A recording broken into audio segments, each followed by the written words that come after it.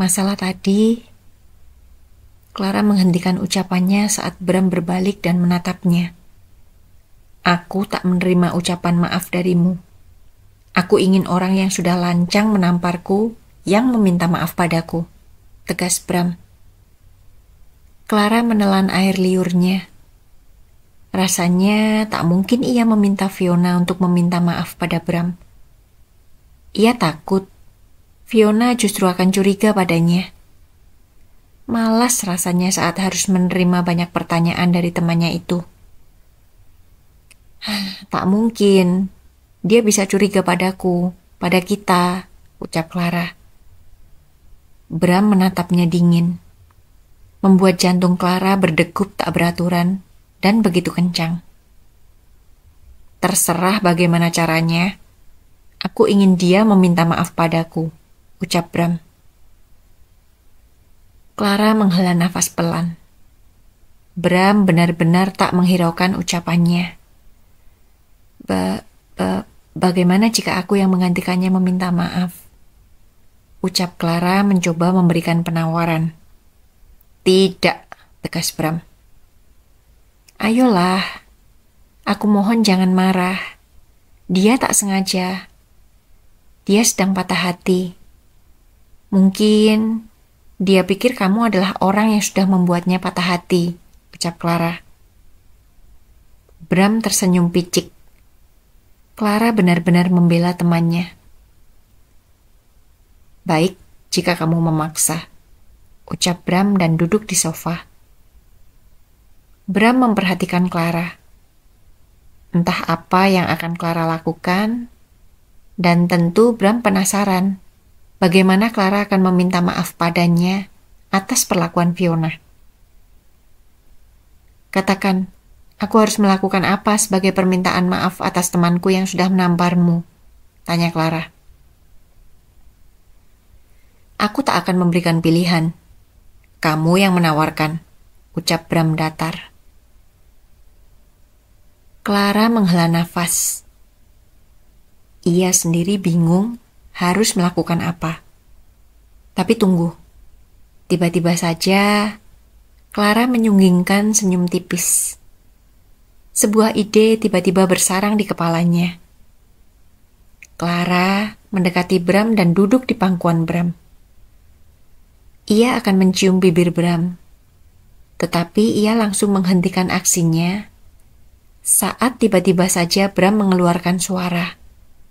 Aku sedang tak menginginkannya, ucap Bram.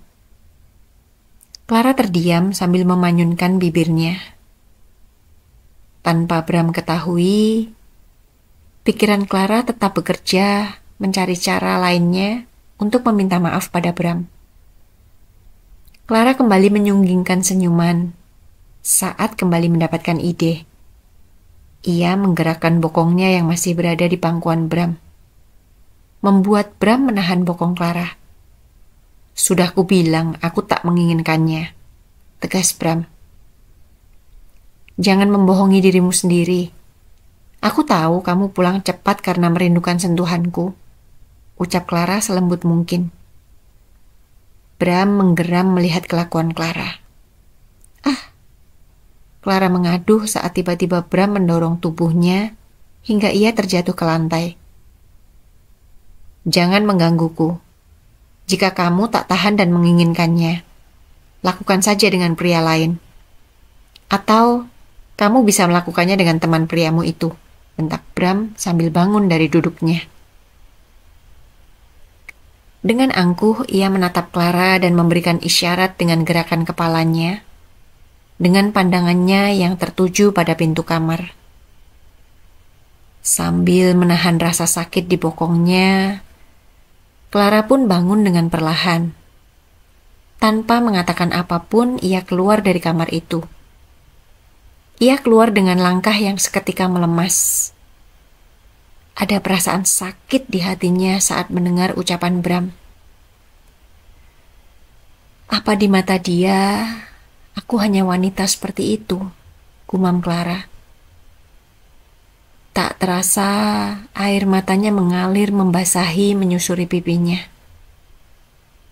Demi Tuhan, dia jahat sekali bicara seperti itu padaku. Bahkan, hanya 2 orang pria saja yang berani menyentuhku. Reno sialan dan dirinya. Geram Clara saat kembali menyebut nama Reno. Clara sadar betul, saat pertama kali ia bercinta dengan Bram, dirinya sudah tak memiliki selaput darah. Ya, sebelumnya ia pernah bercinta dengan Reno saat masih menjadi sepasang kekasih dulu.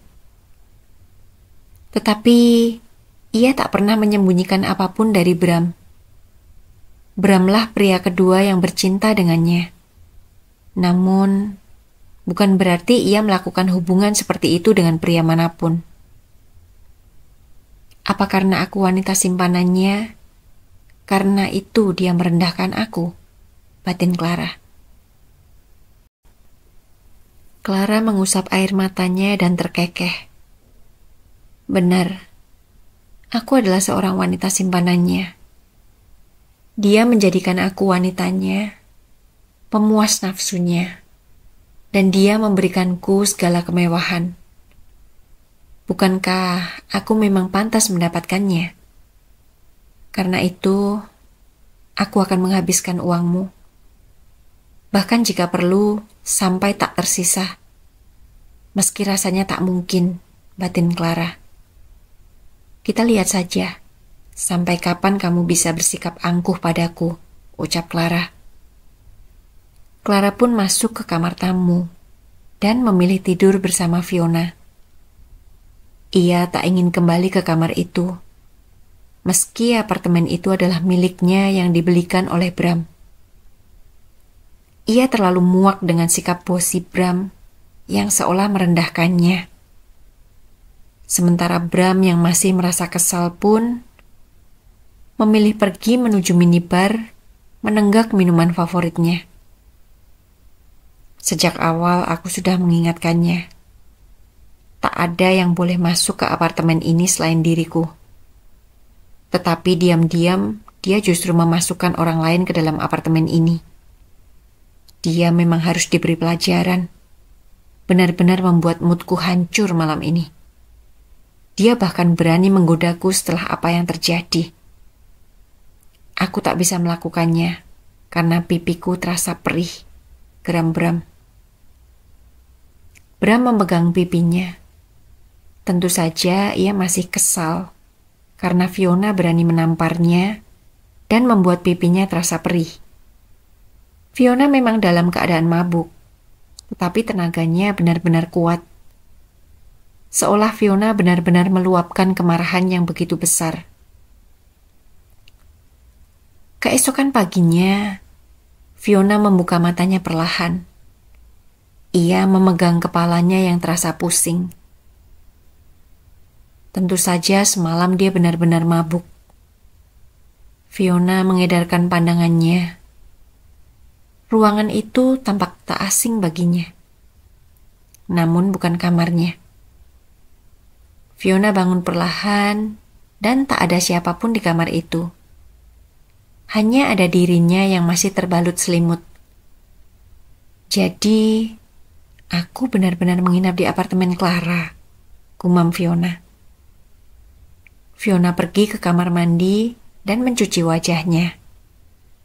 Setelah merasa segar, ia pun keluar dari kamar dan mencari keberadaan Clara. Apartemen seluas itu tampak sepi, seperti tak berpenghuni. Fiona pergi ke dapur dan mengambil air putih. Ia pun meminumnya hingga habis. Tenggorokannya benar-benar terasa kering.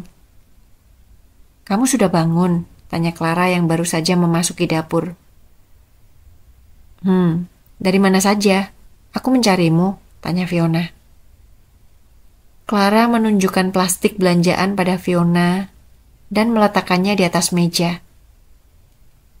"Stok fresh milk di lemari esku habis.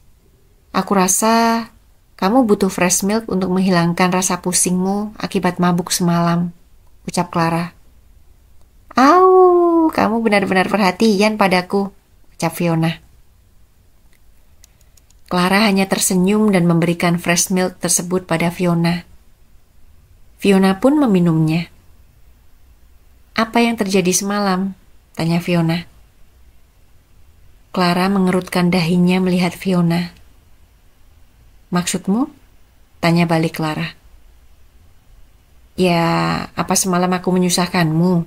tanya Fiona. Clara hanya tersenyum. "Tentu saja menyusahkan. Bahkan membuatku sampai bertengkar dengan Bram. Jika saja bukan temanku, sudah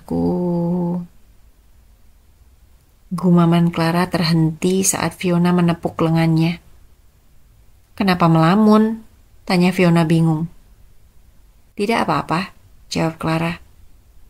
"Aku akan pulang. Aku akan lanjutkan tidur di rumahku," ucap Fiona. "Kenapa buru-buru sekali? Ini bahkan masih pagi," ucap Clara. Fiona menggelengkan kepalanya dan mengambil tasnya yang sempat Clara simpan di kamar tamu. "Kamu tidak ke butik?" tanya Fiona. Clara menggelengkan kepalanya. "Pekerjaanku aku bawa ke sini. Aku rasa aku akan lebih tenang bekerja di sini," ucap Clara.